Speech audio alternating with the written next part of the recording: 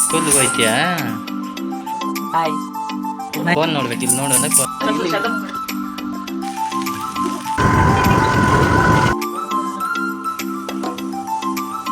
Hi, ನಮಸ್ಕಾರ ಎಲ್ರಿಗೂ. Welcome back to another vlog. ಎಲ್ಲರೂ ಹೇಗಿದ್ದೀರಾ? ನೀವೆಲ್ಲ ಚೆನ್ನಾಗಿದ್ದೀರಾ ಅಂದ್ಕೊಂಡಿದ್ದೀನಿ. ನನಗೆ ಸ್ವಲ್ಪ ಹುಷಾರಿರಲಿಲ್ಲ, ಹಂಗಾಗಿ ತುಂಬ ದಿನ ಆದಮೇಲೆ ಈ ವ್ಲಾಗ್ನ ಮಾಡ್ತಾಯಿದ್ದೀನಿ. ಸಿರಿಮಾ ಊರಿಗೆ ಹೋಗಿದ್ಲು, ಊರಿಂದ ವಾಪಸ್ ಬಂದ್ಲು ಮನೆಗೆ. ಮನೆಯೆಲ್ಲ ಸರ್ಚ್ ಮಾಡಿಕೊಂಡು ಎಲ್ಲ ಓಡಾಡಿಕೊಂಡು ಆರಾಮಾಗಿದ್ದಾಳೆ ಇವಾಗ. ಕುಕ್ಕುಳೆ ಕುಕ್ಕುಳೆ ಅಲ್ಲ, ಅದು ಕುರ್ಕುರೆ. ನಿಮ್ಗೆ ಯಾರು ಅದನ್ನು ಕೊಡಿಸಿದ್ದು? ಅವೆಲ್ಲ ತಿನ್ನಬಾರ್ದಮ್ಮ, ಯಾವಾಗಾದರೂ ಒಂದ್ಸಲ ತಿನ್ನಬೇಕು ಆಯಿತಾ? ಯಾವಾಗಲೂ ಕೇಳಬಾರ್ದು ಅದನ್ನ, ಕುರ್ಕುರೆನ, ಆಯಿತಾ? ಪಾಪಂಗೂ ಕೊಡಬೇಕಲ್ವ ಅಮ್ಮ, ಕೊಡು.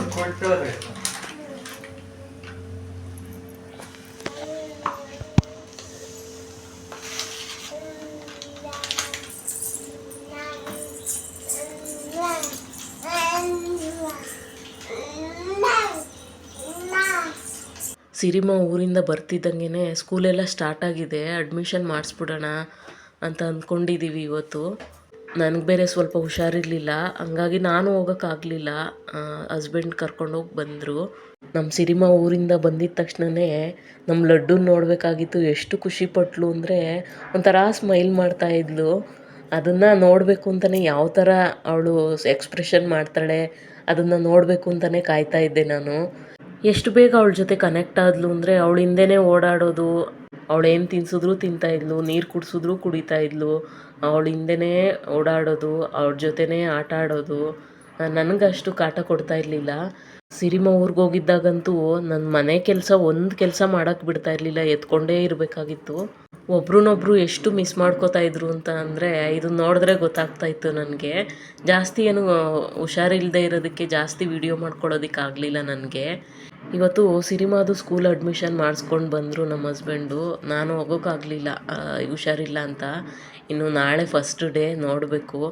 ನಮ್ಮ ಸಿರಿಮಾ ಫಸ್ಟ್ ಡೇ ಸ್ಕೂಲ್ಗೆ ಹೋಗ್ತಿದ್ದಾಳೆ ಅಂತ ನಾನು ಬೇಗನೆ ಎದ್ದು ಪೂಜೆಗೆಲ್ಲ ರೆಡಿ ಮಾಡ್ಕೋತಾ ಇದ್ದೀನಿ. ಅವಳ ಕೈಲಿ ಕೂಡ ಪೂಜೆ ಮಾಡಿಸೋಣ, ಮೊದಲನೇ ದಿನ ಸ್ಕೂಲ್ಗೆ ಹೋಗ್ತಿದ್ದಾಳೆ. ಆ ದೇವ್ರ ಆಶೀರ್ವಾದ ಅವಳ ಮೇಲಿರಲಿ, ಒಳ್ಳೆ ವಿದ್ಯೆ ಬುದ್ಧಿ ಕೊಡಲಿ ದೇವರು ಅಂತ ಅಂದ್ಕೊಂಡು ಬೇಗನೆ ಎದ್ದು ಎಲ್ಲ ರೆಡಿ ಮಾಡಿಕೊಂಡು ಪೂಜೆ ಮಾಡಿಕೊಂಡೆ.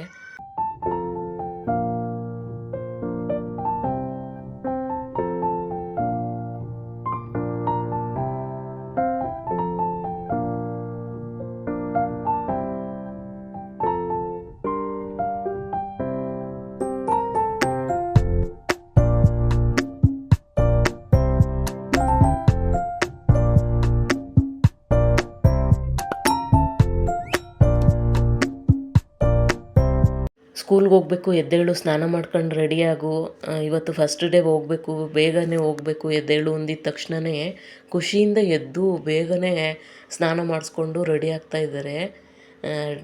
ಡೈಲಿ ಎಷ್ಟು ಹೇಳಿದ್ರೂ ಬೇಗನೆ ಎದ್ದೊಳ್ತಾನೆ ಇರಲಿಲ್ಲ. ಈ ಜೋಶು ಎಷ್ಟು ದಿನ ಇರುತ್ತೆ ಅಂತ ನೋಡ್ತೀನಿ ನಾನು. ಎಲ್ಲಾದರೂ ಊರಿಗೆ ಹೋಗ್ಬೇಕಾದ್ರೂ ಅಷ್ಟೇ, ಇವ್ರನ್ನ ರೆಡಿ ಮಾಡಿ ಮನೇಲಿ ಒಂದು ನಿಮಿಷ ಕೂರಿಸ್ಕೊಳಂಗಿಲ್ಲ. ರೆಡಿ ಮಾಡಿದ ತಕ್ಷಣವೇ ಆಚೆ ಕರ್ಕೊಂಡೋಗ್ಬಿಡ್ಬೇಕು, ಹೋಗ್ತಾ ಇರಬೇಕು ಊರಿಗೆ.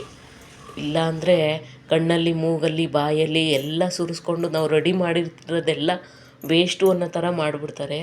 ಮೇ ಬಿ ತಾಯಂದಿರಿಗೆಲ್ಲ ಇದು ಎಕ್ಸ್ಪೀರಿಯೆನ್ಸ್ ಆಗಿರುತ್ತೆ ಅಂದ್ಕೋತೀನಿ. ಫಸ್ಟೇ ಸ್ಕೂಲ್ ಯೂನಿಫಾರ್ಮ್ ಹಾಕ್ಕೊಂಡೆ ನಮ್ಮ ಸಿರಿಮಾನ ಸ್ಕೂಲಿಗೆ ಕರ್ಕೊಂಡೋಗೋಣ ಅಂತ ಅಂದ್ಕೊಂಡಿದ್ದೆ ನಾನು. ನೋಡೋಣ ಯಾವ ಥರ ಕಾಣಿಸ್ತಾಳೆ ಅನ್ನೋ ಥರ ಒಂಥರ ಕ್ಯೂರಿಯಾಸಿಟಿ ಇತ್ತು. ನೆನ್ನೆ ಅಡ್ಮಿಷನ್ ಮಾಡ್ಸೋಕೆ ಹೋದಾಗ ಸ್ಕೂಲ್ ಯೂನಿಫಾರ್ಮ್ ಮಾತ್ರ ಕೊಟ್ಟಿದ್ದರು. ಸಾಕ್ಸ್ ಆಗಲಿ, ಶೂ ಆಗಲಿ ಮತ್ತು ಬೆಲ್ಟ್ ಆಗಲಿ ಅದ್ಯಾವುದೂ ಕೊಟ್ಟಿರಲಿಲ್ಲ. ನಾವೇ ತೊಗೋಬೇಕೇನೋ ಅಂತ ಅಂದ್ಕೊಂಡಿದ್ದೆ ನಾನು.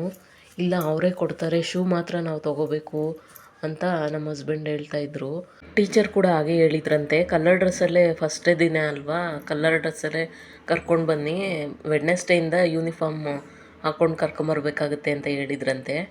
ಸೊ ಆ ಕಲರ್ ಡ್ರೆಸ್ಸೇ ಹಾಕಿ ರೆಡಿ ಮಾಡ್ತಾಯಿದ್ದೀನಿ. ವಾಚಲ್ಲಿ ನೀನು ಫ್ರೆಂಡ್ಸ್ಗೆಲ್ಲ ಕಿತ್ಕೊಂಡ್ರೆ ಯಾರಾದರೂ ಏನು ಮಾಡ್ತೀಯ?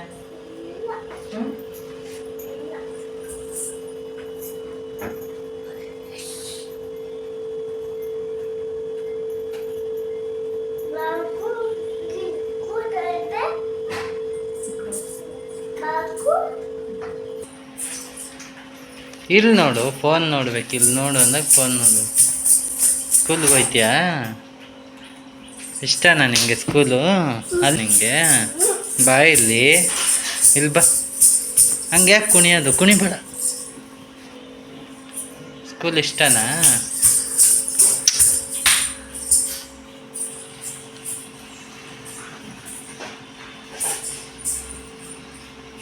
ಏನು ಮಾಡ್ತೀಯ ಸ್ಕೂಲಲ್ಲಿ ಹೋಗಿ?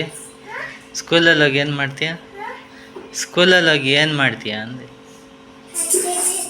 ಆಟ ಆಡ್ತೀಯ? ಓದಲ್ವಾ? ಏನೇನು ಹೇಳ್ತೀಯ?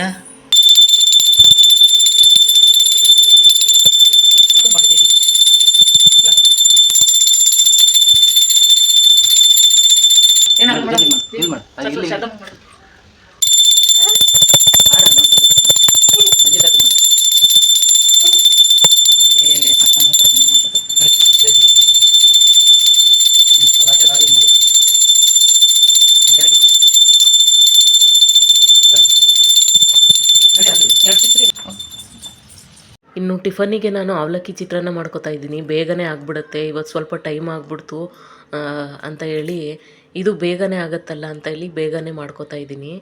ಇನ್ಮೇಲಿಂದ ಎಲ್ಲ ಪ್ಲ್ಯಾನ್ ಮಾಡ್ಕೋಬೇಕು. ಅವಳು ಲಂಚ್ ಬಾಕ್ಸ್ಗೆ ಏನು ಕಟ್ಟು ಕಳಿಸ್ಬೇಕು, ಆಮೇಲೆ ಟಿಫನಿಗೆ ಏನು ಮಾಡಿಕೊಡ್ಬೇಕು ಅಂತ ಎಲ್ಲ ಪ್ಲ್ಯಾನ್ ಮಾಡ್ಕೋಬೇಕು.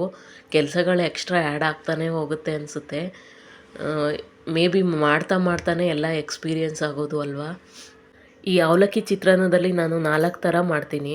ಒಂದು ಈರುಳ್ಳಿ ಬಳಸದೇ ಇರೋ ಚಿತ್ರಾನ್ನ ಮಾಡ್ತೀನಿ, ಅದು ಒಂಥರ. ಆದರೆ ಲೆಮನ್ ಚಿತ್ರಾನ್ನ ಅದು ಒಂಥರ. ನಂತರ ಗೊಜ್ಜು ಅವಲಕ್ಕಿ ಅಂತ ಮಾಡ್ತೀನಿ, ಅದು ಒಂಥರ. ನಂತರ ಒಗ್ಗರಣೆಗೆ ಟೊಮೆಟೊ ಈರುಳ್ಳಿನ ಸ್ವಲ್ಪ ಜಾಸ್ತಿ ಹಾಕ್ಕೊಂಡು ಮಾಡೋವಂಥ ಚಿತ್ರಾನ್ನ ಇದು ತುಂಬಾ ಚೆನ್ನಾಗಿರುತ್ತೆ. ಈ ಕೆಲವರಿಗೆ ಅವಲಕ್ಕಿ ಚಿತ್ರಾನ್ನ ಅಷ್ಟು ಇಷ್ಟ ಆಗೋದಿಲ್ಲ, ಆದರೆ ಹೆಲ್ತಿಗೆ ತುಂಬ ಒಳ್ಳೆಯದು. ಡಯಟ್ ರೆಸಿಪಿ ಅಂತಲೇ ಹೇಳ್ಬೋದು ಇದನ್ನು. ಅವಲಕ್ಕಿ ತಿನ್ನದೇ ಇರೋರಿಗೆ ಈರುಳ್ಳಿ ಟೊಮೆಟೊ ಎಲ್ಲ ಜಾಸ್ತಿ ಹಾಕಿ ಅವಲಕ್ಕಿ ಚಿತ್ರಾನ್ನ ಥರ ಮಾಡಿಕೊಡಿ, ತುಂಬಾ ಇಷ್ಟಪಟ್ಟು ತಿಂತಾರೆ. ಲಂಚ್ ಬಾಕ್ಸ್ ಎಲ್ಲ ರೆಡಿ ಮಾಡಿ ಬ್ಯಾಗ್ ಒಳಗಡೆ ಹಾಕಿಡ್ತಾ ಇದ್ದೀನಿ. ಬುಕ್ಸು ಕೂಡ ಇವತ್ತು ತೊಗೊಂಡೋಗಂಗಿಲ್ಲ ಅಂತ ಹೇಳಿದರು. ಟಿಫನ್ ಮಾಡೋದು ಲೇಟ್ ಆಗಿಬಿಡುತ್ತೆ, ನನಗೂ ಬಾಕ್ಸ್ಗೆ ಹಾಕ್ಕೊಡು ಅಂತ ಹೇಳ್ತಾಯಿದ್ರು ಹಸ್ಬೆಂಡು. ಅವ್ರಿಗೂ ಕೂಡ ಬಾಕ್ಸ್ಗೆ ಹಾಕಿದ್ದೀನಿ.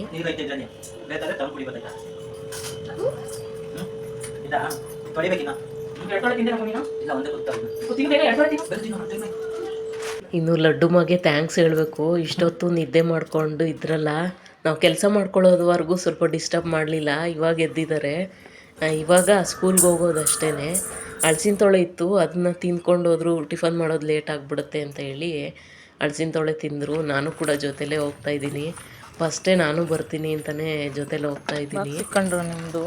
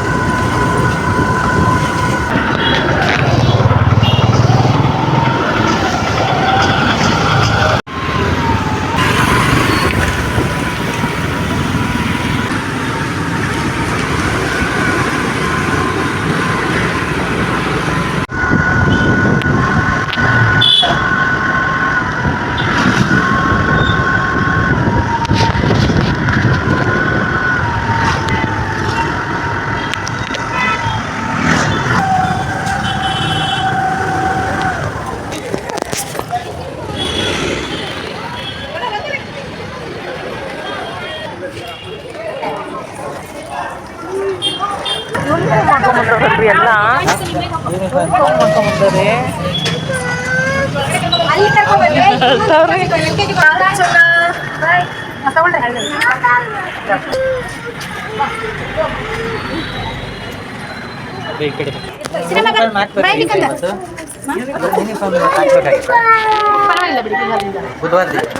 ಈ ಪಾಪನ್ ಕರ್ಕೊಳ್ಳಿ, ಫಸ್ಟ್ ಡೇ ಇವತ್ತು ಬಂದಿರೋದು. ಏನಾಗಲ್ಲ, ಬರುತ್ತೆ. ತೃಪ್ತಿ ಕೂಡ ಸ್ಕೂಲ್ ಹತ್ರನೇ ಬಂದಳು. ಅವಳು ಸ್ಕೂಲ್ಗೆ ಹೋಗೋದನ್ನ ನಾನು ನೋಡಬೇಕು ಅತ್ತೆ ಅಂತ. ನನಗೆ ಯಾಕೋ ಕಣ್ಣಲ್ಲಿ ತುಂಬಾ ನೀರು ಬಂದ್ಬಿಡ್ತು. ಎಲ್ಲ ಮಕ್ಕಳು ಅಳ್ತಾ ಇದ್ರೆ ನಮ್ಮ ಸಿರಿಮಾ ಅಂತೂ ಅಳ್ತಾನೇ ಇರಲಿಲ್ಲ, ನಾರ್ಮಲ್ಲಾಗೇ ಇದ್ಲು. ಅಪ್ಪ ಅಮ್ಮ ಆದಮೇಲೆ ಇದೆಲ್ಲ ಒಂಥರ ಹೊಸ ಫೀಲಿಂಗ್ ಅಂತಲೇ ಹೇಳ್ಬೋದು.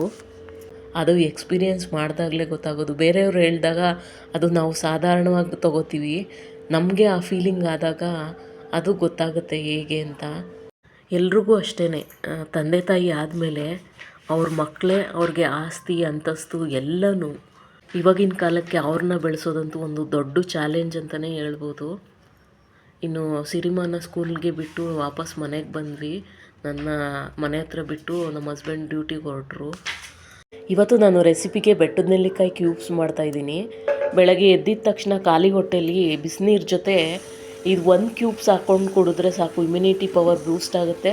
ಹಾಗೆ ಸಕ್ಕರೆ ಕಾಯಿಲೆನ ಇದು ನಿಯಂತ್ರಣ ಮಾಡುತ್ತೆ. ಟ್ರೈ ಮಾಡಿ ನೋಡಿ, ಬೆಸ್ಟ್ ರಿಸಲ್ಟ್ ಸಿಗುತ್ತೆ ನಿಮಗೆ. ನಾವು ಸ್ಕೂಲಿಂದ ಬರೋವಾಗ ಬೆಟ್ಟದ ನೆಲ್ಲಿಕಾಯಿ ಸಿಕ್ತು, ತೊಗೊಂಡು ಬಂದ್ವಿ. ಅದನ್ನು ನೀಟಾಗಿ ವಾಶ್ ಮಾಡಿಕೊಂಡು ಸಣ್ಣದಾಗೆ ಕಟ್ ಮಾಡ್ಕೊತಾ ಇದ್ದೀನಿ. ಬೆಟ್ಟದ ನೆಲ್ಲಿಕಾಯಿ ಸ್ವಲ್ಪ ಹಾರ್ಡ್ ಇರುತ್ತೆ, ಅದನ್ನ ಕಟ್ ಮಾಡ್ತಾ ಕೂತ್ಕೊಂಡ್ರೆ ಅದು ಸ್ವಲ್ಪ ಲೇಟ್ ಆಗಿಬಿಡುತ್ತೆ ಅಂತ ಹೇಳಿ ನಾನು ಈ ರೀತಿ ತುರಿದಿಟ್ಕೊತಾ ಇದ್ದೀನಿ. ನೆಲ್ಲಿಕಾಯಿನ ನಾವು ಉಪ್ಪು ಖಾರ ಹಾಕ್ಕೊಂಡು ತಿಂತೀವಲ್ಲ, ಆ ಥರ ನಾವು ಈ ಬೆಟ್ಟದ ನೆಲ್ಲಿಕಾಯಿನ ತಿನ್ನೋದಕ್ಕಾಗಲ್ಲ. ಸ್ವಲ್ಪ ಒಗ್ರು ಜಾಸ್ತಿ ಇರುತ್ತೆ, ಹುಳಿನೂ ಅಲ್ಲೆಲ್ಲ ಜುಮ್ ಅನ್ನೋದಕ್ಕೆ ಸ್ಟಾರ್ಟ್ ಆಗುತ್ತೆ. ಬೆಟ್ಟದ ನೆಲ್ಲಿಕಾಯಿನ ಹಾಗೆ ತಿನ್ನೋದಕ್ಕಾಗಲ್ಲ ಅನ್ನೋರಿಗೆ ಇದೊಂಥರ ಬೆಸ್ಟ್ ಐಡಿಯಾನೇ. ನೋಡಿ, ಇದಿಷ್ಟ ಆಗಿದೆ, ತುರಿದಿಟ್ಕೊಂಡಿದ್ದೀನಿ. ಇದಕ್ಕೆ ನಾನು ಶುಂಠಿ, ಕರಿಬೇವಿನ ಸೊಪ್ಪು, ಪುದೀನ ಸೊಪ್ಪು, 1 ಸ್ಪೂನ್ ಜೀರಿಗೆ, 1 ಸ್ಪೂನ್ ಮೆಣಸು ಮತ್ತು ಸ್ವಲ್ಪ ಉಪ್ಪು ಹಾಕ್ಕೊಂಡು ಇದನ್ನು ಚೆನ್ನಾಗಿ ಗ್ರೈಂಡ್ ಮಾಡ್ಕೊತಾ ಇದ್ದೀನಿ. ಇದು ಎಲ್ಲಿ ಕಾಣಿಸಿದ್ರು ಕೂಡ ನಮ್ಮ ಹಸ್ಬೆಂಡು ಮನೆಗೆ ತಂದೇ ತರ್ತಾರೆ ನನಗಿಷ್ಟ ಅಂತ ಹೇಳಿ. ಮೊದಲೆಲ್ಲ ನಾನು ಒಂದೊಂದೇ ನೆಲ್ಲಿಕಾಯಲ್ಲಿ ಡೈಲಿ ಮಾಡ್ಕೊತಾ ಇದ್ದೆ ಜ್ಯೂಸನ್ನ. ಡೈಲಿ ಮಾಡ್ಕೊಳ್ಳೋದಕ್ಕೆ ಸ್ವಲ್ಪ ಟೈಮ್ ಹಿಡಿಯುತ್ತೆ. ಈ ಥರ ಕ್ಯೂಬ್ಸ್ ಥರ ಮಾಡಿಟ್ಕೊಂಡ್ರೆ ಬೆಳಗ್ಗೆ ಎದ್ದಿದ ತಕ್ಷಣ ಬಿಸಿನೀರು ಕುಡಿತೀವಲ್ಲ, ಅದಕ್ಕೆ 1 ಕ್ಯೂಬ್ಸ್ ಹಾಕ್ಕೊಂಡು ಕುಡಿದ್ರೆ ಸಾಕಾಗುತ್ತೆ. ಫ್ರೀ ಇದ್ದಾಗ ಇದನ್ನು ಮಾಡಿ ಇಟ್ಕೊಬೋದು ಅಂತ ಹೇಳಿ ಇದನ್ನೆಲ್ಲ ಮಿಕ್ಸಿ ಜಾರ್ಗೆ ಹಾಕ್ಕೊಂಡು ಒಂದು ಅರ್ಧ ಗ್ಲಾಸಷ್ಟು ನೀರು ಹಾಕಿದ್ದೀನಿ ಅಷ್ಟೇ. ಇದನ್ನು ನಾವು ನುಣ್ಣಗೆ ಪೇಸ್ಟ್ ಥರ ಗ್ರೈಂಡ್ ಮಾಡ್ಕೋಬೇಕು. ಒಂದು ಬೌಲ್ ತೊಗೊಂಡು ಒಂದು ಶುದ್ಧವಾಗಿರೋ ಬಟ್ಟೆ ಅದ್ರ ಮೇಲೆ ಇಟ್ಕೊಂಡು ಈ ಥರ ಫಿಲ್ಟ್ರ್ ಮಾಡ್ಕೋತಾ ಇದ್ದೀನಿ. ನೋಡಿ, ಇದರಲ್ಲಿರೋ ಜ್ಯೂಸ್ ಎಲ್ಲ ಚೆನ್ನಾಗಿ ಇಂಟ್ಕೋತಾ ಇದ್ದೀನಿ. ನಮ್ಗೆ ಮೇಯ್ನ್ ಬೇಕಾಗಿರೋದು ಈ ಜ್ಯೂಸೇನೇ. ಲಾಸ್ಟಲ್ಲಿ ಉಳ್ಕೊಳ್ಳೋದು ಅದು ವೇಸ್ಟೇ, ಏನಕ್ಕೂ ಯೂಸ್ ಆಗಲ್ಲ ಅದು.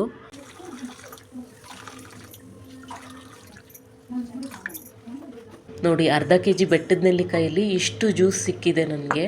ಇದನ್ನು ಐಸ್ ಮೋಲ್ಡ್ ಇರುತ್ತೆ ನೋಡಿ, ಈ ಐಸ್ ಮೋಲ್ಡ್ಗೆ ಸೇರಿಸ್ಕೊಂಡು 24 hours ಇದನ್ನು ಫ್ರೀಸ್ ಮಾಡಿಕೊಂಡ್ರೆ ಈ ಬೆಟ್ಟದ ನೆಲ್ಲಿಕಾಯಿ ಐಸ್ ಕ್ಯೂಬ್ ರೆಡಿ ಆಗಿಬಿಡುತ್ತೆ.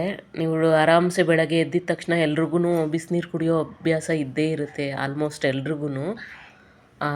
ಬಿಸಿನೀರು ಜೊತೆ 1 ಕ್ಯೂಬ್ಸ್ ಹಾಕ್ಕೊಂಡ್ರೆ ಸಾಕು. ನೀವು ನೀರು ಜಾಸ್ತಿ ಹಾಕ್ಕೊಂಡು ರುಬ್ಬಿದ್ದೀರಾ ಅಂತ ಅಂದರೆ 2 ಕ್ಯೂಬ್ಸ್ ಹಾಕ್ಕೋಬೋದು. ಇದನ್ನು ಗ್ರೈಂಡ್ ಮಾಡುವಾಗ ನೀರು ಕಡಿಮೆ ಹಾಕಿರೋದ್ರಿಂದ ಒಂದೊಂದೇ ಸಾಕಾಗುತ್ತೆ. ನೀರು ಸ್ವಲ್ಪ ರುಬ್ಬೋದಕ್ಕೆ ಜಾಸ್ತಿ ಹಾಕಿದ್ದೀವಿ ಅಂದರೆ 2 ಕ್ಯೂಬ್ಸ್ ಹಾಕ್ಕೊಂಡು ಡೈಲಿ ಕುಡಿತಾ ಬಂದರೆ ಇಮ್ಯುನಿಟಿ ಪವರು ಬೂಸ್ಟ್ ಆಗುತ್ತೆ. ಇದೊಂಥರ ಡಿಟಾಕ್ಸ್ ಡ್ರಿಂಕು ಕೂಡ. ಹಾಗೆ ಮೇಯ್ನಾಗಿ ಹೇಳಬೇಕು ಅಂದರೆ ಸಕ್ಕರೆ ಕಾಯಿಲೆ ನಿಯಂತ್ರಣ ಆಗುತ್ತೆ. ನಿಮಗೆ ನಿಮ್ಮ ದೇಹದಲ್ಲಿ ಬದಲಾವಣೆ ಆಗೋದು ನಿಮಗೆ ಗೊತ್ತಾಗುತ್ತೆ, ಅದನ್ನ ಗಮನಿಸ್ಬೇಕು ಅಷ್ಟೇ. ಇದಾಗಿತ್ತು ನನ್ನ ಇವತ್ತಿನ ವ್ಲಾಗ್. ಈ ವ್ಲಾಗ್ ನಿಮ್ಗೇನಾದರೂ ಇಷ್ಟ ಆದರೆ, ಯೂಸ್ಫುಲ್ ಅನಿಸಿದ್ರೆ ಪ್ಲೀಸ್ ಲೈಕ್ ಮಾಡಿ, ಶೇರ್ ಮಾಡಿ, ಸಬ್ಸ್ಕ್ರೈಬ್ ಮಾಡಿ. ಹೊಸಬ್ರು ಯಾರಾದರೂ ನೋಡ್ತಾ ಇದ್ದರೆ ಪ್ಲೀಸ್ ಸಬ್ಸ್ಕ್ರೈಬ್ ಮಾಡ್ಕೊಂಡು ನೋಡಿ. ನೀವು ಸಬ್ಸ್ಕ್ರೈಬ್ ಮಾಡಿ ಪಕ್ಕದಲ್ಲಿರೋ ಬೆಲ್ ಐಕಾನ್ನ ಕ್ಲಿಕ್ ಮಾಡೋದ್ರಿಂದ ನನ್ನ ಪ್ರತಿ ವಿಡಿಯೋ ನೋಟಿಫಿಕೇಷನ್ನು ನಿಮ್ಮ ಫೋನಿಗೆ ಬರುತ್ತೆ. ನೆಕ್ಸ್ಟ್ ವಿಡಿಯೋದಲ್ಲಿ ಸಿಗ್ತೀನಿ. ಅಲ್ಲಿವರೆಗೆ ಥ್ಯಾಂಕ್ಸ್ ಫಾರ್ ವಾಚಿಂಗ್.